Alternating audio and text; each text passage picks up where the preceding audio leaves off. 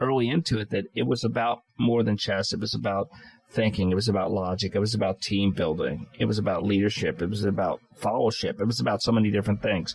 It's a great thing he does with the kids, and like most teachers, he is a dreamer, and he's grossly underfunded, but he keeps doing it. I got Michael Moonblatt, former Fire Marshal, Cheltenham Township, who when I started years ago in the fire service, there were so many incredible things. I always look forward to any class he would give. Such a great educator, still does it. He just knew his job very well. He's a consummate professional. Very laid back, didn't want to talk, doesn't want to talk, doesn't think he does anything special. Most of these guys don't. But really good guy. And he's another one that I got a lot of feedback that people are really surprised that they could hear him on the radio. Topher Warts, autism expert.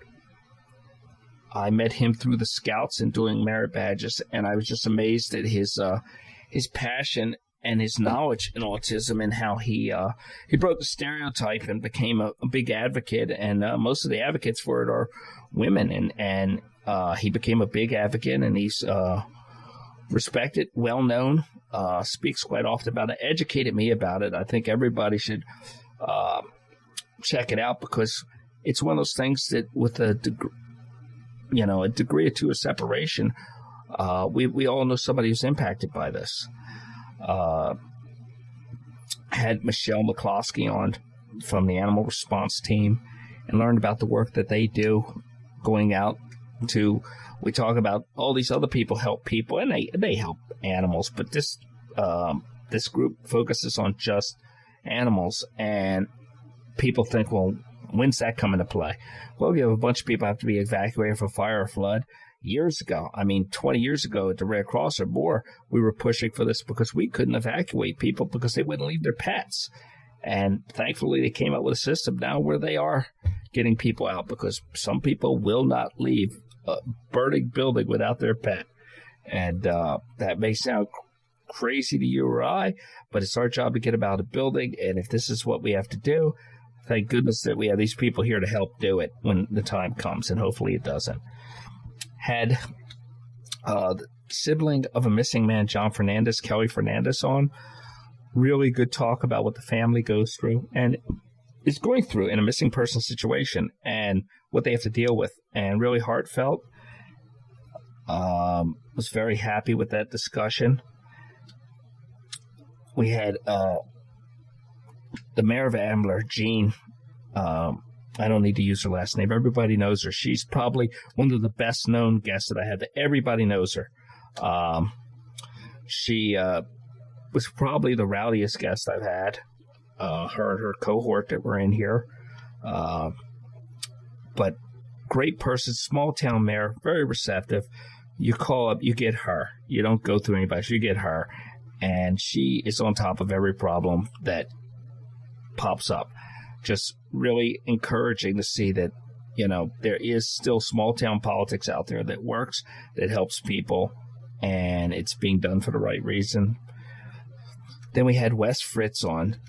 Wes Fritz insures the majority or a great deal of the fire companies in the area, and he's just such a great guy to deal with. When you deal with him, you just...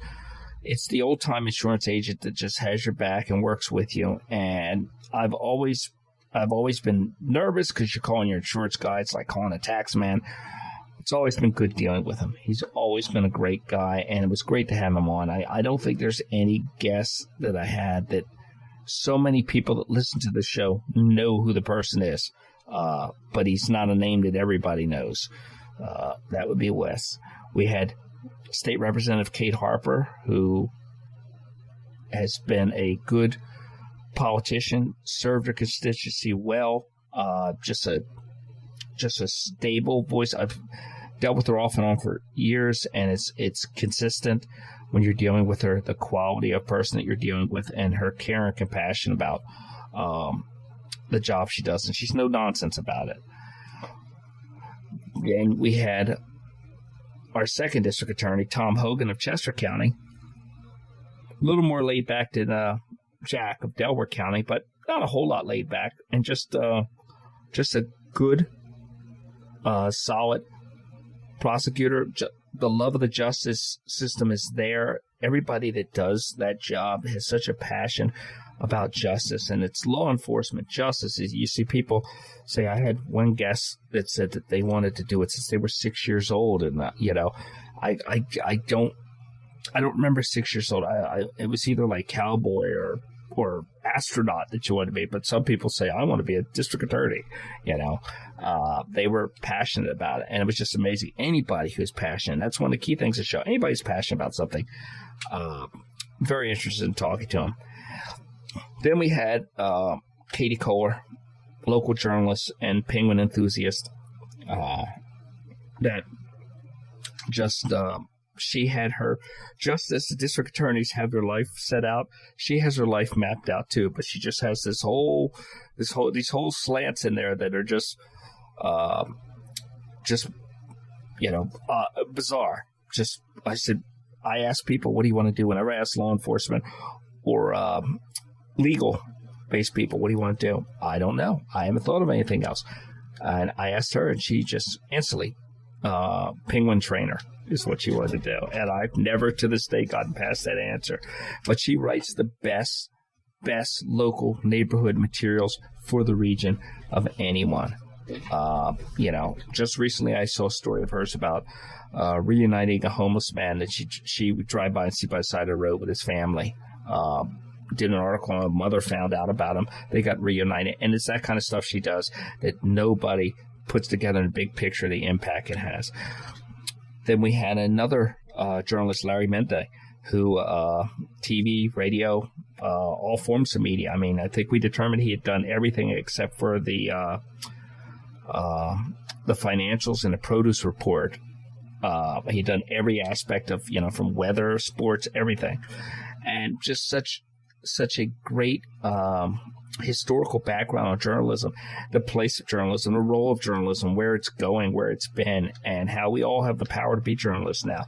And it's a power that we need to use responsibly. And, he could argue equally that this is the best time for journalism or the worst time. But it's a good talk. It's a good talk. And it was a really good interview. And then we went to David Chang, who is a digital content producer for local television, and he does digital content. The news cycle, we learned from him, is a lot different there. It's an instantaneous news cycle, but it's erasable, unlike video or audio. Once it's out there, it's out there. With the digital content, you can change a 1 to a 2. You can edit it. You can change the story. When you print a newspaper, a tactile newspaper, it's out there. You can't do it. So it's a different, shorter job. David, like Katie, is just they're younger journalists, and they give me a lot of hope because they have a lot of integrity and they do their jobs really well. We had Judge Greg Scott, 28-year-old judge. I guess he's 30 now. Youngest sitting judge there. Just a ball of energy, enthusiasm, who's got a long career in helping people in front of him. Officer Brian McCarthy is of Schuylkill Township Police Department. A good police officer that cares about the people that he serves and the job that he does and how well he does it. We had Donna, the mother of Tony Lee Sharpless, on a missing woman, still not found. And she talked about what the family goes through when they don't have that closure after. It's been 7 years now, I believe, and all that she's gone through and all that she's done to keep it alive. And we helped her with that. And we had an article through Katie, Mainline magazine, about it, which hopefully something will help. Mike Altieri, lifetime civil servant, now running for judge, police officer, detective. He did a bunch of stuff with crimes and drugs and stuff over the years, and now he wants to be a judge, and what he had to go through to do that.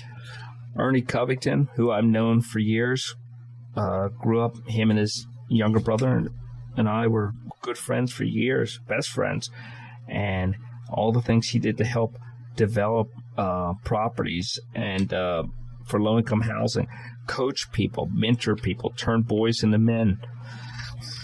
Then we had Thad Toole, who I worked with for years, and I got Thad on. Thad was just he loved the show. He'd always talk to me about the show. I tricked him into being on the show. We had a good discussion following talks with Nancy about the opioid epidemic, and that's something that's come up on show after show.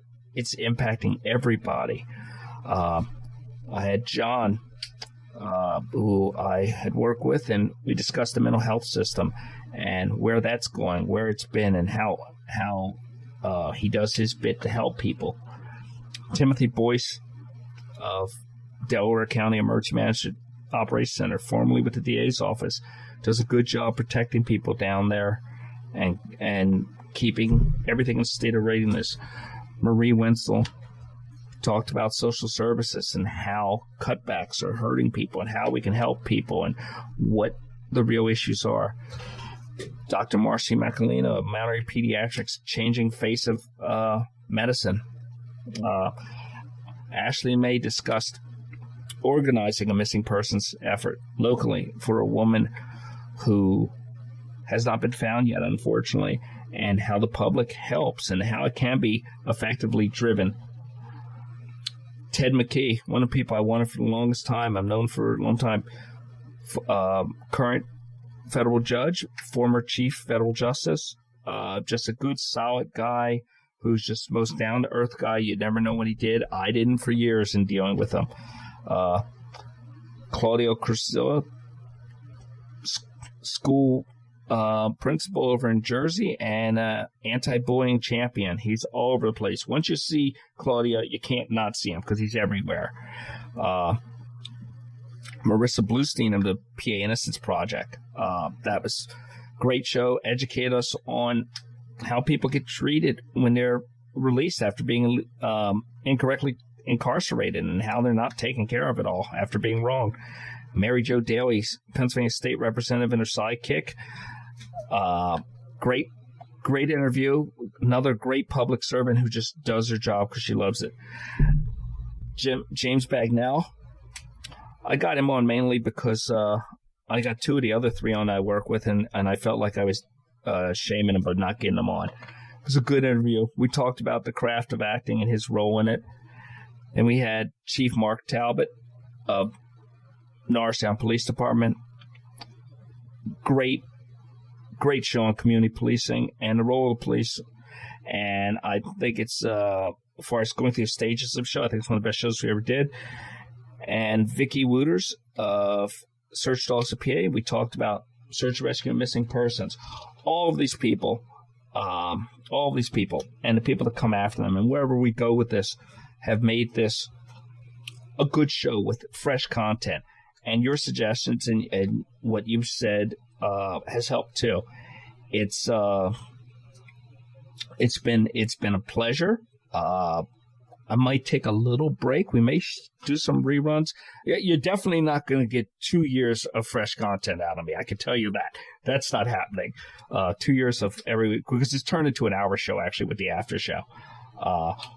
But we're going to do more with different jobs, and we're going to talk to people in different vocations. And I'll try and branch out a little more from emergency services. I've gotten a lot of people asking about the social stuff. And it's been my pleasure. It's been educational. I met a lot of good people, and I will not burn you with an after show. But I want to thank everybody until we see again. So I hope you've enjoyed it. Thank you for your time. Goodbye, good luck, and we'll be coming at you with some new content shortly. Thanks again.